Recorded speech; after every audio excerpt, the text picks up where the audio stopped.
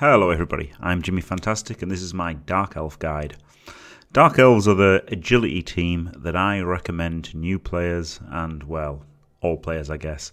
They're a bit like Orcs in that they're the kind of safest team for for beginners. Like, they've got the armor rate, they've got the most durability, they're the least likely agility team to get diced.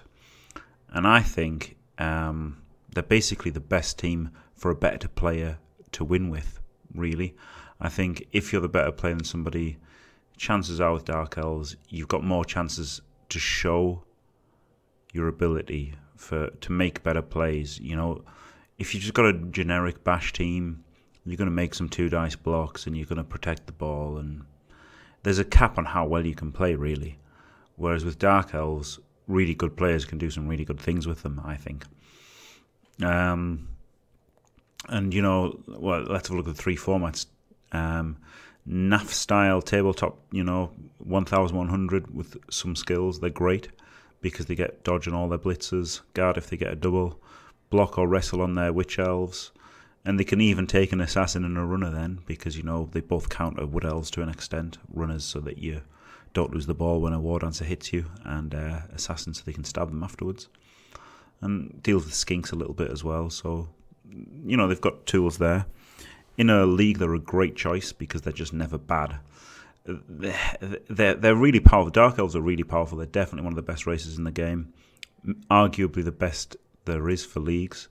But they're never ridiculous. They don't have easy one turns like gutter runners. They don't have gutter runners for easy one turning. They don't have claw and normals like chaos and stuff. So they don't get loads really bashy, and they don't get really scory. But they're just really consistent at all TVs. Really great. They are a great team, and for leagues especially, they're a little subpar at 1,000 like Necro. But once they get dodge on 3 or 4 blitzers and block or wrestle on your witches, they're just unbelievably good. And even against dwarves, they're still not bad. And then in a TV matching environment, they're interesting because they don't have that TV level where they're dominant. They're never dominant, but they're never bad. So you can kind of hover at 1600, or you can take them as high as you want as well. They are. I like them, but I'll try to remain objective. So strengths, let's see what Cyanide says. May have many exotic and interesting positionals. Yeah, you could go double assassin if you're a masochist, and you can take runners if you like. But I don't like runners or assassins. Obviously, their witch elves are unbelievable, and they've got 4 blitzers, which is great. Great defensive race because of their mobility and skills. Well, not so much their mobility as much as their armor. Wood elves are more mobile. And if Wood Elves stay on the pitch, they're just a better team. But chances are they will lose more players than Dark Elves. Any player can save the game. This is the best thing where if, Orcs are less likely to get outcast than Dark Elves. But if you've got an Orc team or a Dwarf team or whatever, even a Chaos team, if you lose 3 or 4 players, things are looking horrible for you. Really horrible. Dark Elves can lose 4 players, just like Wood Elves can. But they're less likely to lose 4 players than Wood Elves. But if they do, they can do something with 7 players on the pitch, or even 6 sometimes. But or 5 or 4 or 5 or 3. You only need 2 elves to score, so they can do the elf bullshit, but they're just much more reliable than the others. Weaknesses: not well equipped to play against bashy teams. This isn't really true. They just don't have the super overpoweredness. Like if you've got Dark Elves and you roll a blitz, it's not unbelievable like you do with Skaven. You can't get that one-turn touchdown very easily like Skaven and Wood Elves can, and High Elves a little bit. You just don't have that easy one-turn. You don't have ridiculous things for a blitz or a fireball. You don't have ridiculous bashing. But they're superb. The most useful players are expensive and fragile. Yes and no. I mean, 100k for a Dark Elf Blitzer is really cheap when you compare it to 90k for a human one. And obviously the Witch Elves are fragile, but it's arguable whether they are the most useful players. I do really like Witch Elves, but some people don't, so there you go. I would normally only have one Witch Elf, but I have been known to run 2. Just depends how it goes.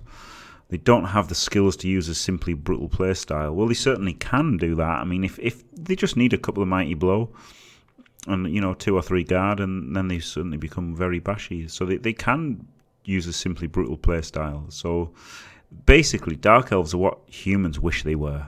They really are jack of all trades with master of none. But unlike humans being basically humans can outbash Skaven and Wood Elves and that sort of thing. But they really, against bash teams, they're just done because they've got nothing against bash teams. They're just a rubbish bash team against another bash team. Whereas Dark Elves, they can actually, outbash the other elves and then run around the bash teams. So, Dark Elves are what humans are advertised as. So let's have a look at the players in detail. I'll just do this. Obviously not.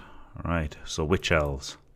110k, 7347, Frenzy, Dodge, Jump Up.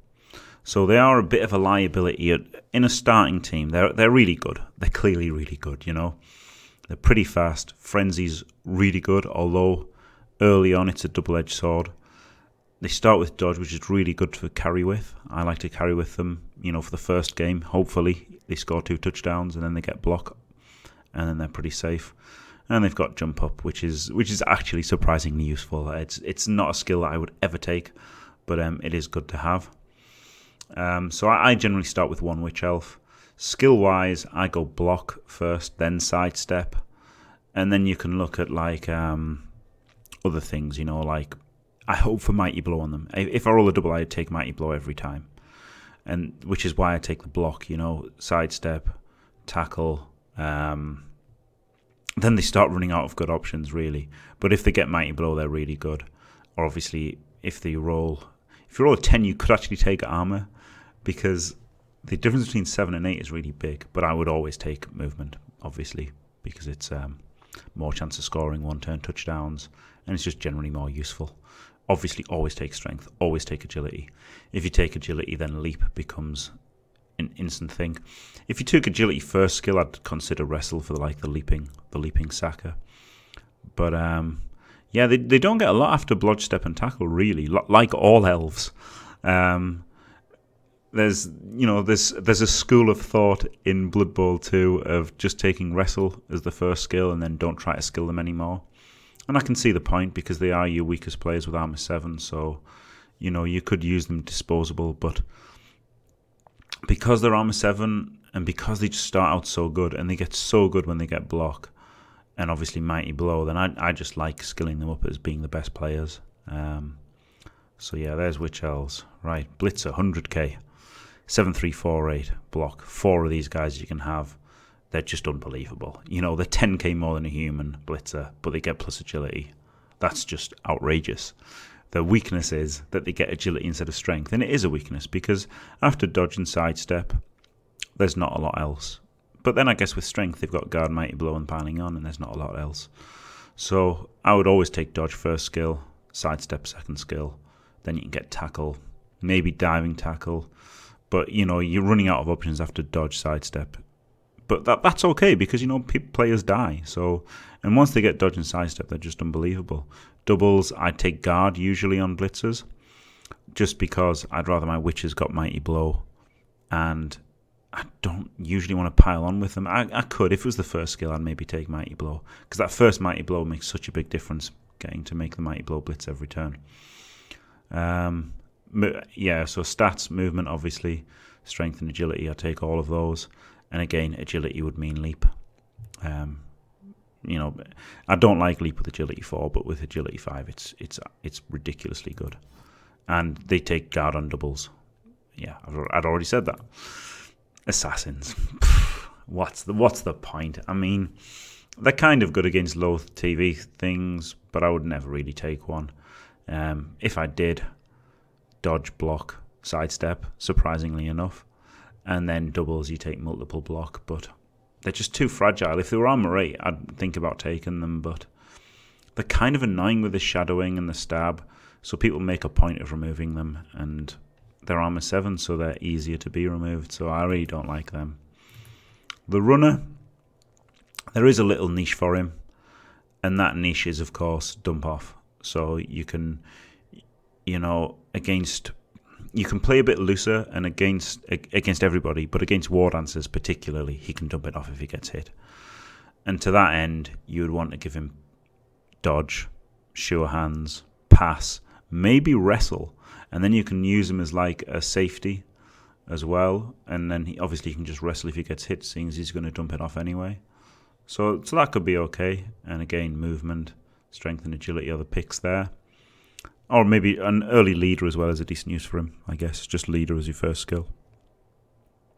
Doubles, guard, I guess, or just sack him. I don't know. Right, lineman. The linos are really great, aren't they? Same as high elf linos. 6'3", 4'8", 70k.